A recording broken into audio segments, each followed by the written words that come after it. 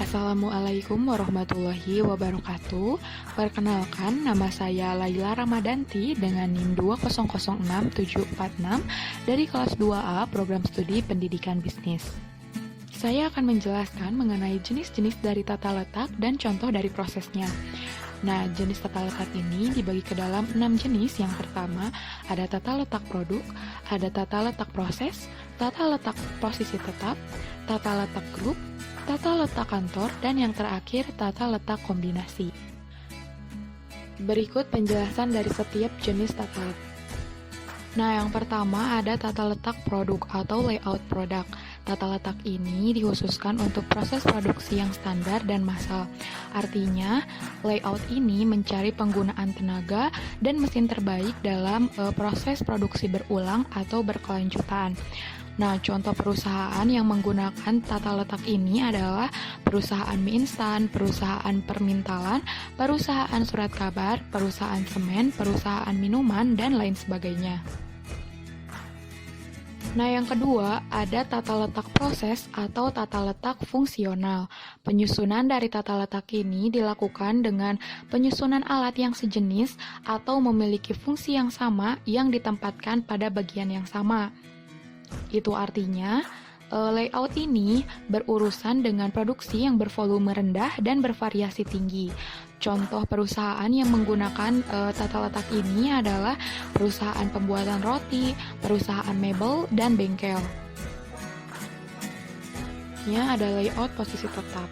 Jadi, layout ini biasanya kan layout yang lain tuh produk yang bergerak.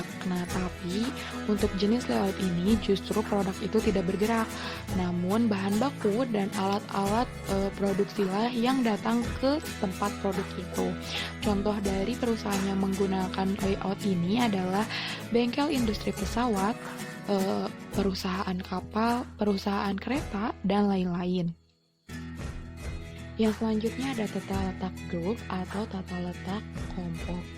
Tata letak kelompok yaitu menempatkan mesin-mesin dan peralatan dengan terpisah serta dikumpulkan secara kelompok. Contoh dari tata letak grup ini adalah universitas dan taman hiburan. Yang selanjutnya ada tata letak perkantoran. Menurut G, pada tahun 2007, tata letak ruang kantor adalah penentuan mengenai kebutuhan-kebutuhan ruang dan tentang penggunaan secara terperinci dari ruang yang ada di dalam sebuah kantor yang disesuaikan dengan kebutuhan. Di dalam tata letak kantor ini dibagi lagi ke dalam beberapa jenis tata letak kantor. Nah, yang pertama ada tata letak kantor rencana terbuka. Dalam tata letak kantor ini tidak ada dinding atau pemisah antar workstation. Bisa dilihat contohnya. Yang kedua itu ada tata letak kantor pribadi. Nah, tata letak ruang kantor pribadi yaitu menggunakan workstation bergaya seluler dengan dinding interior yang mencapai langit-langit. Itu artinya bagian-bagian ini tertutup rapat sepenuhnya dari sisa lantai kantor. Yang ketiga, ada tata letak kantor kubikel atau bilik. Nah, tata letak kantor bilik ini adalah tipe yang paling banyak digunakan. Ini adalah jenis tata letak rencana terbuka, di mana ruang kerja dipisahkan satu sama lain menggunakan dinding partisi untuk membentuk kubus atau kubikel. Yang keempat merupakan tata letak kantor bersama. Ini adalah salah satu inovasi terbesar dalam perencanaan tata letak kantor di abad ini. Paket ini dianggap paling baik untuk wira swasta yang umumnya aktif dengan pekerjaan mereka. Nah, yang terakhir ada tata letak kombinasi.